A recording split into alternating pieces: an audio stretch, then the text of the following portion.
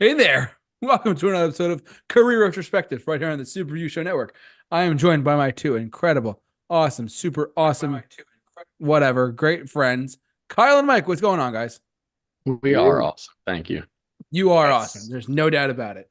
Um, as the title of this podcast episode suggests, we're going to be talking. We spun the wheel. You didn't see us spin the wheel, but we spun the wheel, and we're going to be talking and discussing. It landed on Mike's pick of Iron Maiden's debut album, Iron Maiden. Now, Uh, before we get going here, I wanted to make a mention that we did say this was underrated albums. Although this was voted the 13th greatest heavy metal album by Rolling Stone, I think it's underrated in the sense of the people who aren't Iron Maiden fans uh, quoting only songs from their Number of the Beast or their other albums, and they really don't know what albums songs belong on here, or just the average casual listener versus the fan base wouldn't underrate it. But I'm saying like the casual listener and music community outside of heavy metal doesn't really exist. So just wanted to correct the underrated um, definition y- here. yes, because as we may or may not have told you last week or not, we're going to be doing underrated and what we do think is what we albums we think that are underrated. So here we are today talking about Mike's first pick of underrated albums, that Iron Maiden's debut album from was it 1980. Here we go. I'm gonna go first because I am.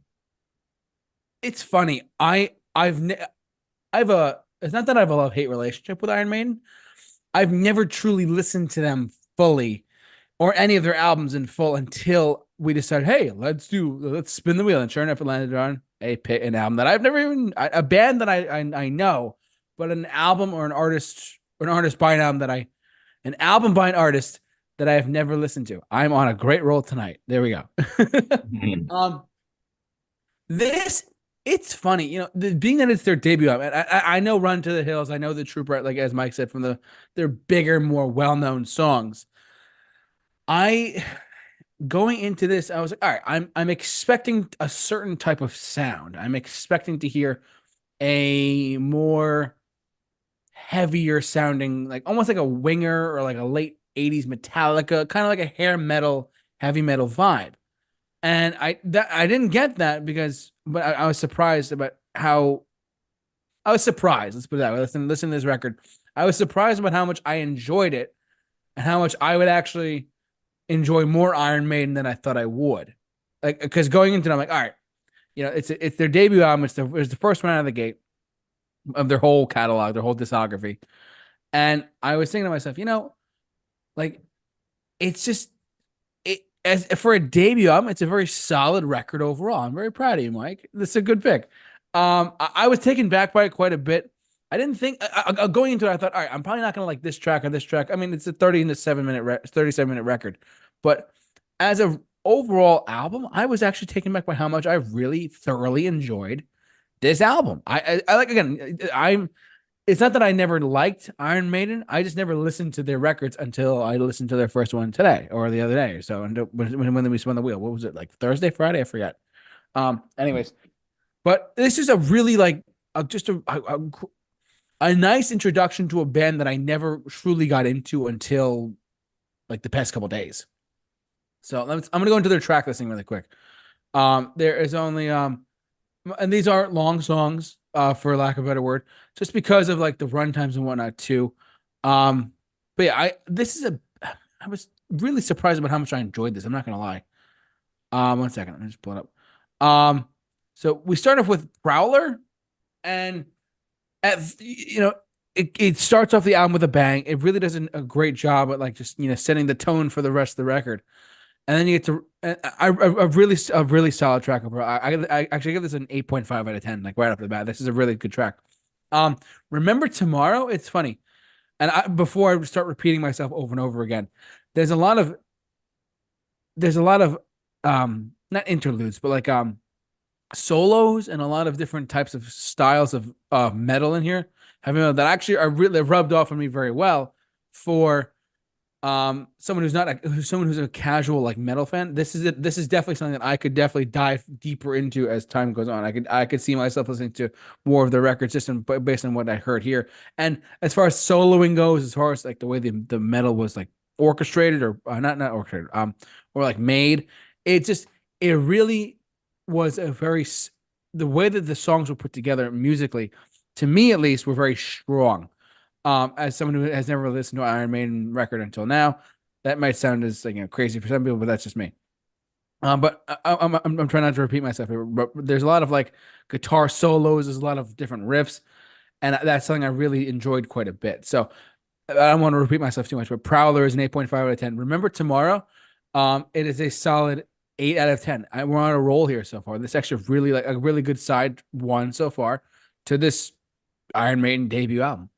Running Free is once we get to this track, this is actually an 8.5 again out of 10, so we go a little bit up again.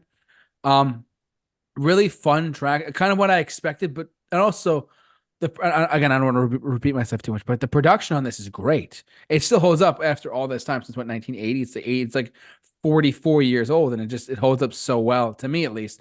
And how much I was, you can just tell, I was like starstruck a little bit by this. Like I was actually surprised by how much I really enjoyed this Iron Maiden album. Running Free, like I said, just 8.5 out of 10 there.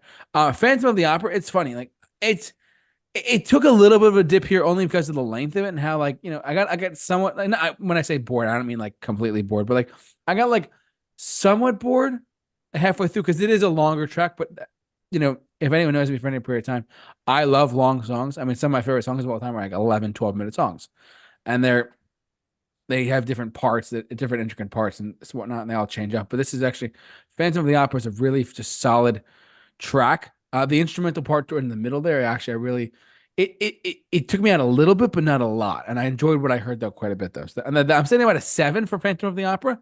Nothing bad, but just nothing I would go back to unless I'm listening to the full album over and over again. Um, I didn't realize Transylvania on side 2 was an instrumental until it was over. So I actually was expecting words at some point because of Phantom of the Opera having Phantom of the Opera having words at the beginning and end of the song. In the middle was just an intricate guitar solo, different tempos, different paces, different styles. It's something I really liked. And Transylvania, I didn't realize it was an instrumental until after the fact of it. But I again, solid instrumental, solid 7 out of 10 on this one. A really good. It shows how what metal can be, of the time, of course. Strange World. This is where we get start picking up the pace a little bit here. But Strange World, man, it's funny. This is a really just a great track overall. It's a little bit longer than the Transylvania instrumental, but it is something that I would go back to more and more again. Like I kept saying to myself as I listened to this over and over again, I could take probably like 4 or 5 of these songs and just add them to a generic workout playlist or a rock playlist or just a summertime playlist and add these in there and add them into the shuffle because they're just that good. I would definitely go back to a lot of these tracks, truthfully. But Strange World is one of those tracks for sure. I'm gonna butcher this, but Charlotte the Harlot, I think that's how you say that, right? Yeah. Yeah. Got it. Charlotte. Yeah, thank you. Charlotte the Harlot. This is actually an 8 out of 10 for me. I really enjoyed this song even more than I thought I would because it didn't bore me and it didn't like how to word this. It didn't bore me, but it really took me by storm at how much I like. I'm trying not to repeat myself, but the solos were really intricate. The actual the guitar work was really solid overall. And you both are, and this you both are thinking I'm crazy with this. The title track is not my favorite track on the record. Iron Wow. The song Iron Maiden is actually like my second or third favorite track on the record. My standout track here is Prowler. I love that track quite a bit. The first track, Prowler, is just kicks ass to me. But Iron Maiden, it's a good closing track for a really good record. And it's their name of their band, Iron Maiden. I've always liked it when bands like Black Sabbath make a song like Black Sabbath, or like Kiss made like the love theme from Kiss kind of thing. I've always enjoyed it. It made a warm, fuzzy feeling in my heart when I was like, oh well, like bands like to make a song called like Iron Maiden or like Black Sabbath. I've always liked that about certain bands, how they do that. Like I wish more bands would do that personally. Like I love like if Metallica's like, we're Metallica, whatever. They're never gonna do that now. But back in the day, if they did, they would have. But Iron Maiden, great track overall to close out the record.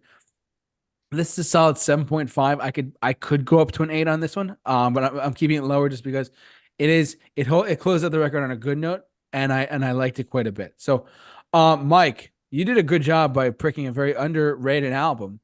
By most, just like Mike said from the top, this is an album that if you're not a fan of Iron Maiden and you want to get into Iron Maiden, this is a testament for just what happened to me just now. This is an album that I would recommend to someone like I never really heard of, I've always respected Metallica, or I've always respected Iron Maiden or Megadeth, whatever. If you're looking for an album that, and I'm saying this to not just myself, but to you, the listener, if you want to get into a heavy metal album from the 80s that you just haven't really, like, a band that you just haven't heard before, like you knew of, this is a good start. I applaud Mike for coming up with this album. So overall, for Iron Maiden's debut album, I'm sitting at a solid 8 out of 10 for this one. I'm actually taken back by how I enjoyed this more than I thought I would. Because originally I'm like, oh, it's gonna be like Run to the Hills, or it's gonna be like The Trooper. No, no, no, no, no. This is actually a really, really solid debut album that I actually really liked quite a bit. And in fact, Mike, damn you for doing this to me. I'm actually gonna probably listen to more Iron Maiden now than I have, because I've never listened. Yeah. I knew the hit singles. I didn't really know like a lot of the albums. So now I got to go back and buy all the vinyls now too. So thank you for that. Yeah, and then you can buy tickets and come see him with me in November. So I I mean, was just about to say, let's go see yeah, him that's live in it, man. concert. You So will. totally. It'll be the greatest show of your life because all the stage props and every little like interactive song, like their live show is not just like, oh, I'm sitting in my seat and watching a band. Like there's a plane in the like hanging from the ceiling coming down off the stage. They're in the uniform. They got the fireworks, the explosions, the fights, everything you could imagine. It's like being at a movie. So yeah, it's definitely Depending on where you're sitting, I'm gonna have to experience. join you. Let's put it Yeah, that way. right. Exactly, man. Iron Maiden. There we go. But yeah, no, I'm sitting about 8 out of 10 for Iron Maiden's debut album, Iron Maiden. Mike, you wanted to go next, right? Yeah, I'll go next. Yeah, for sure. Yeah, so my relationship with Iron Maiden is varied. I definitely came into this album as I explored music and really only knew the things like you talked about, JT, like their main hits. I really didn't know this album. I also am wary at the time of the older stuff because my vision of Iron Maiden is fast, heavy, and like kind of like really the pinnacle of their career versus like their humble beginnings of kind of their iconic sound mixed in with some more of that like that 70s rock feel. And I mean, as I grew up, I kind of shed that impression of music and of the more heavy side to kind of shun the light side or the less metal side. And this album is initially more leaning towards that 70s kind of rock feel, like the Black Sabbath feel, the Led Zeppelin feel, like it's got some of those.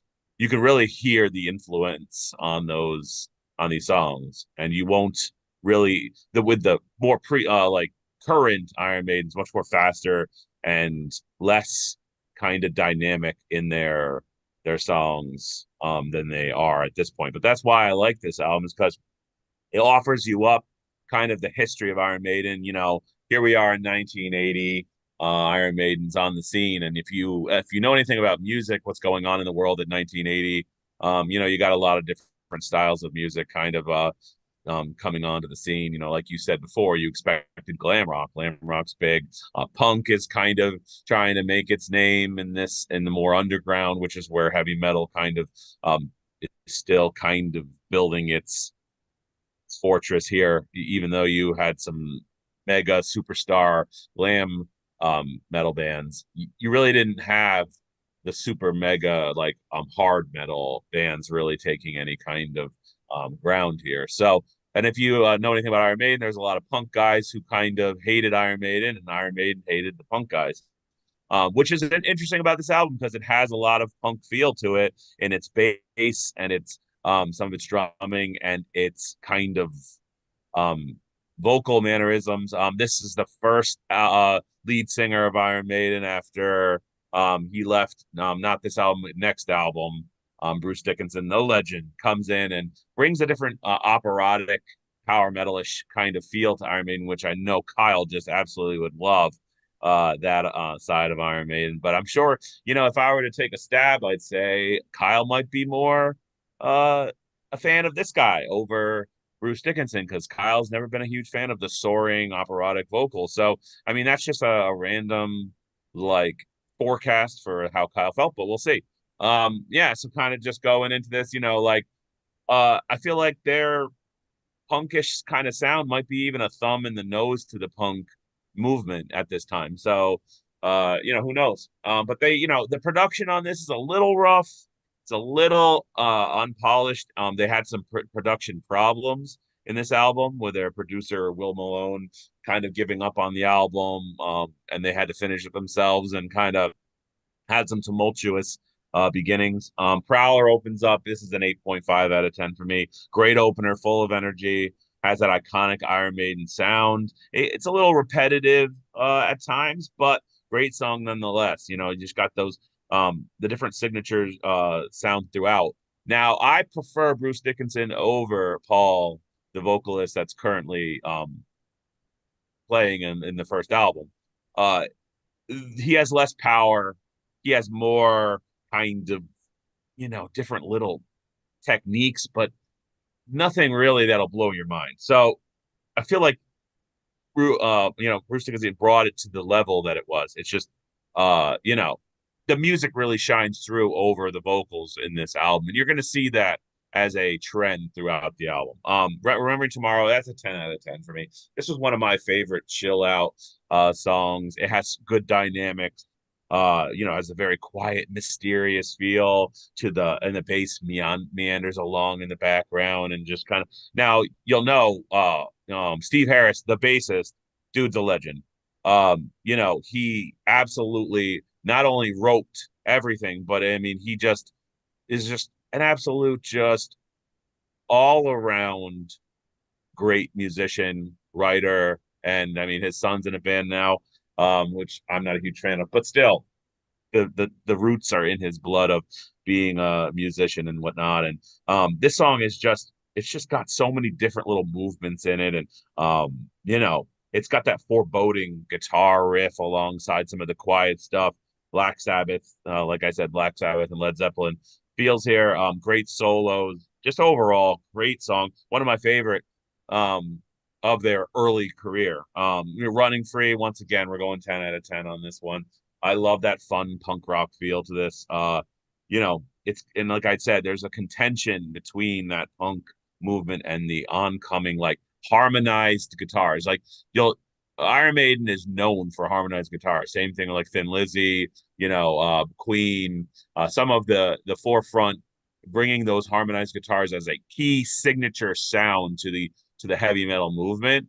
That is an absolute staple, and something Metallica has failed to do currently, that has really, in my mind, separated them from the bands that continue to stay true to the heavy metal roots and do elements of the things that we grew up listening to, not just having a modern thrash heavy sound, but knowing how to continue on some of the key signature sounds we want to hear from a metal band. Overall, one of my favorite. Then we go on to Phantom of the Opera. Now, this is a little bit of a clunky tune. It has a little bit of a clunky start, but it's got some cool rockin' riffs and change ups. I feel like this song is more of a Maiden purist song. If you're not a fan of Iron Maiden, this song may wear you out, because it's kind of like you said, it's kind of long. It's kind of it's got some repetition, but it's just a kick-ass song, man. And like, it still offers you up some cool little things that go on some change up. So 8.5 out of 10 for me. And then we go on to Transylvania. Now, I really do love the kind of instrumental. And if you actually listen to this song again, next time you guys listen to this, think in the mind of like a medieval or even a folk dance-esque type of manner. A lot of the 70s rock bands had a folky kind of like medieval feel to them. And this song serves it up like for sure. It rocks on without any apologies. It doesn't let off the gas. This is a 9 out of 10 for me. I really enjoy. I love instrumentals that have purpose, and this one's it. Strange World felt like a little Pink Floyd vibe here. I like that great laid back feeling, great bass. I mean, the bass throughout this whole thing is great. Once again, I said production's kind of off, kind of rough at times. The bass really has like that kind of hum sound to it throughout the whole album, which I really think is that sound that Iron Maiden for. He plays the bass without a pick. It's just like a kind of, I wouldn't say a slap bass, but it's just like it's got a little bit of a that style to it, like that picking feel to it, like with your thumb picking, not like using a pick. Once again, vocals aren't the shining star on this album throughout. They really don't carry too much weight. But it's a solid song, 8.5 out of 10 for Strange World. I do like that quiet feel to it. You need some dynamics on an album to take you on a journey, and this album does it well. Charlotte the Harlot, a little less of my favorite song. It's a straightforward rocking tune, but it just kind of doesn't deviate very much. It's an 8 out of 10 for me, but it's still solid tune. And Iron Maiden, once again, another 8 out of 10 for me. It's a straight rocking forward. As you get to the end of this album, it kind of begins to use its crutches a little too much. Some of the Iron Maiden stuff going on, but still, it still rocks pretty hard. And then I did listen to Sanctuary. I didn't rate it, but Sanctuary is it's a solid song that they released on the North American side. I think was it North American or English side? North American. North American, yeah, it's a good song. I mean, Iron Maiden did it, so I mean, it's good. But yeah, like overall, this, I mean, taking into consideration that it's a debut album, boosted up to a 9 out of 10 for me. It is one of those albums where if this came out like there's 6 in, I'd be like, okay, like it does have some production rawness to it that does kind of give you that feel, but like it's not super long of an album, so it doesn't have too many varied tunes on it.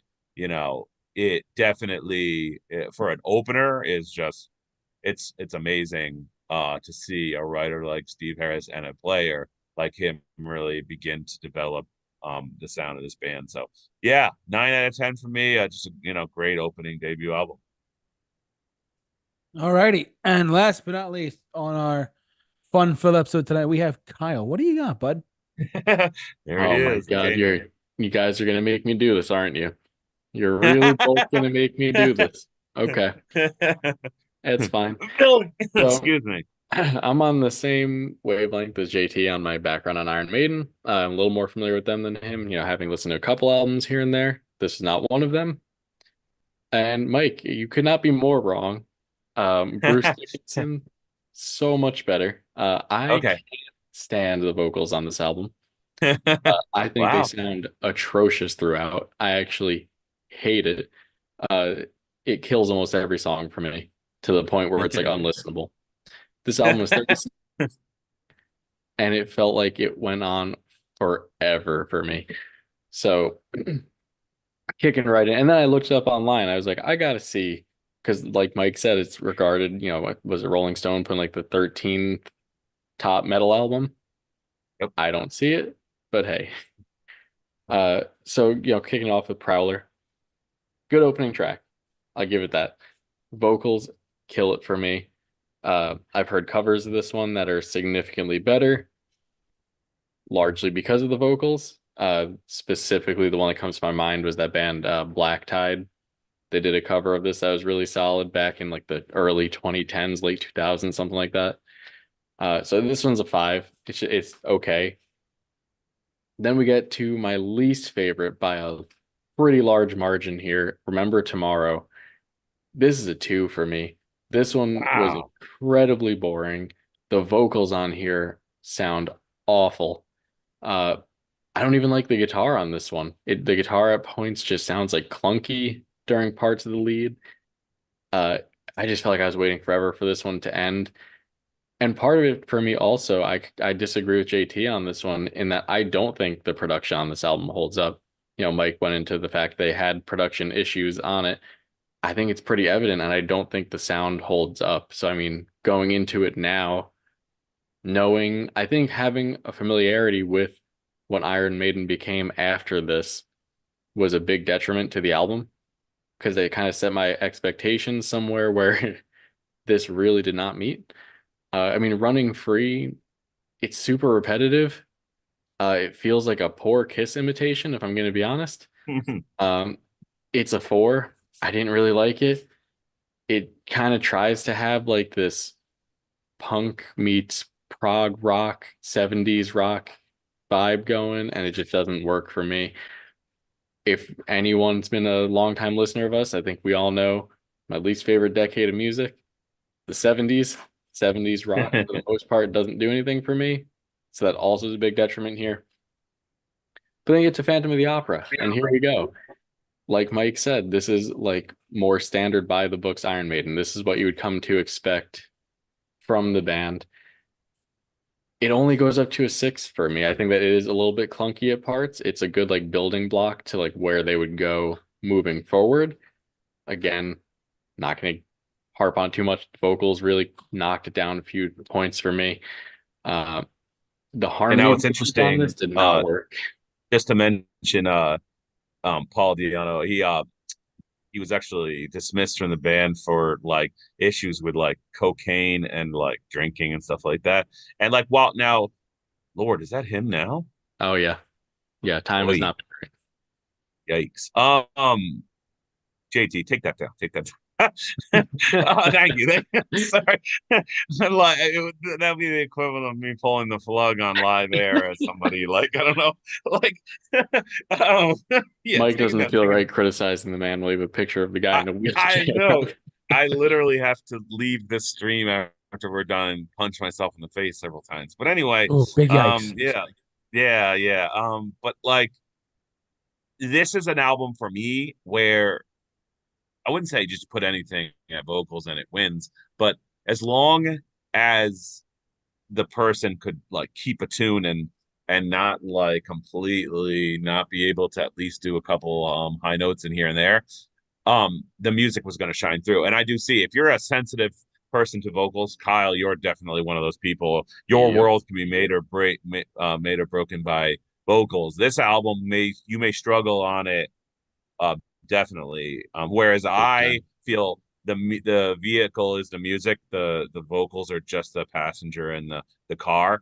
If the music is pumping, the cars are rolling, and there's somebody in the car that's annoying you, and they may have made the ride for you a little tough, but you tend to just focus in on what you like, and that's the music. So I tend to be that guy. Whereas if you're that kind of person, you're in that car and someone is making noise, and you're like, look, I couldn't enjoy anything in the car because that person was making noise, then you're definitely struggle with this album. It depends on the person you are, and that's why we have this stream. You know, we all review an album from those points of view. So I just wanted to add that in there, a little backstory, and yeah. Oh, for sure. I mean, that was gonna be another one of my points later on was if you've watched our stuff before, you know I'm a big vocals guy. Vocals are like huge part, can, like Mike said, make or break a song for me. If I don't like the vocals, the instrumental needs to be like top tier to really, push it up there and override that. I didn't get much of that here, but that just goes back to a lot of that like 70s prog rock sounds going on that aren't my thing until we get to Transylvania, which is by far and away my favorite track here. This, and coming from me, who's usually not an instrumental guy, that's saying a lot. This instrumental kicks ass. It starts off, it just the way it builds as it goes on and further in, it just keeps going. It's great. In the beginning, some of the riffs do kind of feel a little bit similar to some stuff that you heard in the beginning of the album, but as it goes on, it just really kicks into gear. By far my favorite. It gets an 8 out of 10. And then we go to Strange World. Some cool like solos going on in here. But overall, it wasn't really for me, kind of boring. Again, the vocals, the solos kind of put it up to a 4, but this one actually to me felt longer than Phantom of the Opera felt. This just felt like it dragged on for ages. Probably could have been cut by like another minute and a half. and it could have been a bit better. Charlotte the Harlot, this is corny as hell. I mean, this is just pure corniness. Uh, the vocals, again, this one could have been a bit better with better vocals. It's a 4, sounds like another poor Kiss imitation. And then Iron Maiden picks it up a tiny bit to a 5.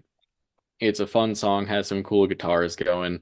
Kind of has like some harmonizing guitars that kind of defined this generation of metal. And, overall, ton of respect for Iron Maiden. Cool to see the building blocks, but is there anything outside of Transylvania that I would revisit on here?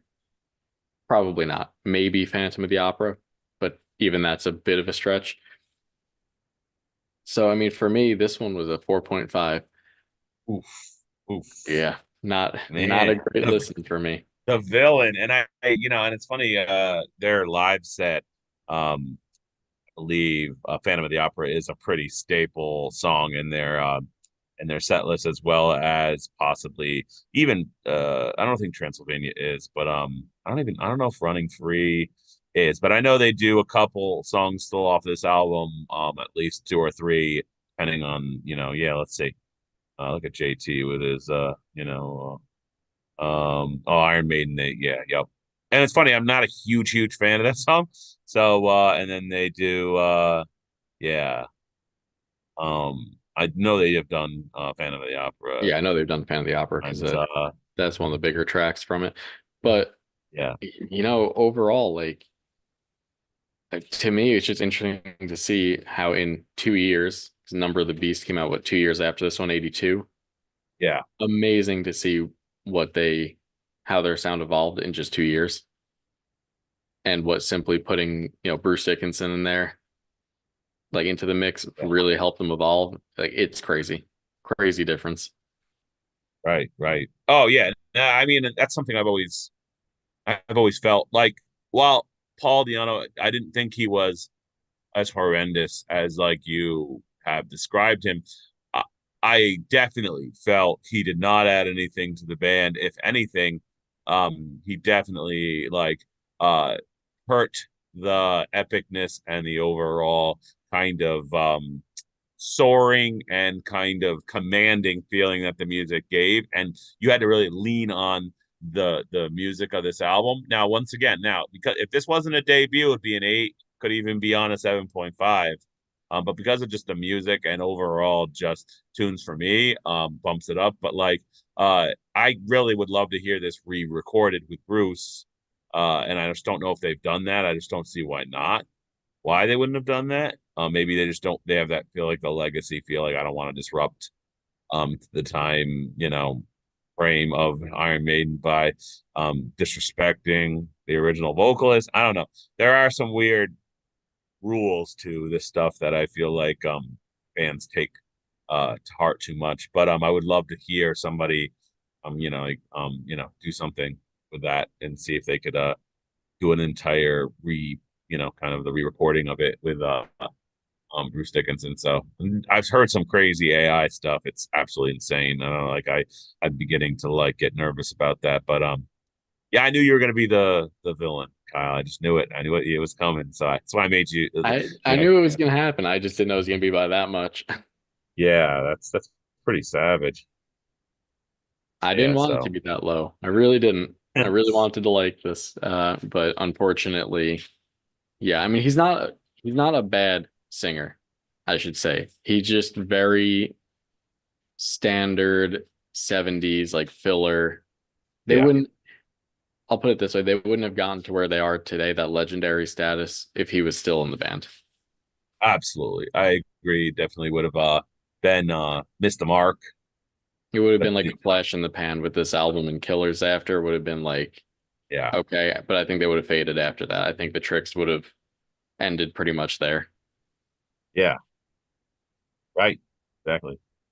All right. Well, you heard it here first.